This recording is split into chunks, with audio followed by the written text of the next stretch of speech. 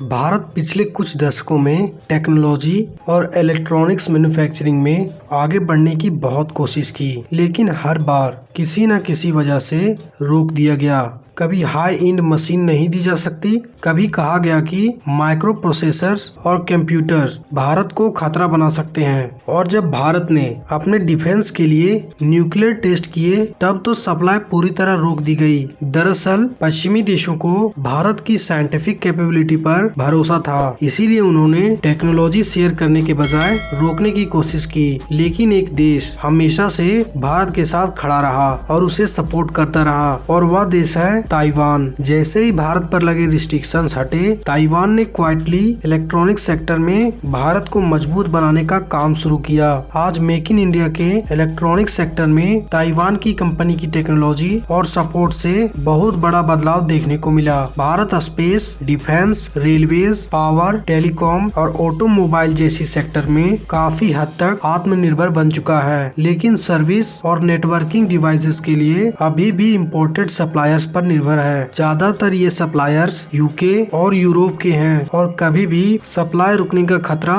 मौजूद रहता है। इसलिए भारत के लिए अपनी सर्विस मैन्युफैक्चरिंग कैपेबिलिटी बनाना बहुत जरूरी था। इसी जरूरत को ताइवान ने एक अपॉर्चुनिटी की तरह देखा और इंडिया की एक कंपनी को सर्वर मदरबोर्ड मैन्युफैक्चरिंग टेक्नोलॉजी देने का निर्णय लिया। चेन्नई में इस टेक्नोलॉजी के जरिए मदरबोर्ड बनेंगे जो न सिर्फ इंडिया में बल्कि ओवरसीज मार्केट में भी एक्सपोर्ट होंगे। शुरुआत में फोकस मदरबोर्ड मैन्युफैक्चरिंग पर होगा, लेकिन आगे चलकर असेंबल्ड सर्विस भी यहीं से बनेगी। इंडिया में पहले से कई मैन्युफैक्चरर्स हैं जो मदरबोर्ड असेंबल कर रहे हैं और इसमें ताइवान टेक्नोलॉजी का योगदान सबसे इम्पोर्टेंट रहा है। इसी वजह से आज इंडिया इलेक्ट्रॉनिक्स मैन्युफैक्चरिंग में हर साल लाखों करोड़ों रुपए का प्रोडक्शन टारगेट अचीव कर पा रहा है। लेकिन अब 100 से ज्यादा टेलीकॉम मैन्युफैक्चरर्स इंडिया में एक्टिव हैं, जिनमें से कई को गवर्नमेंट इंसेंटिव भी मिल रहे हैं। स्पेस सेक्टर में भी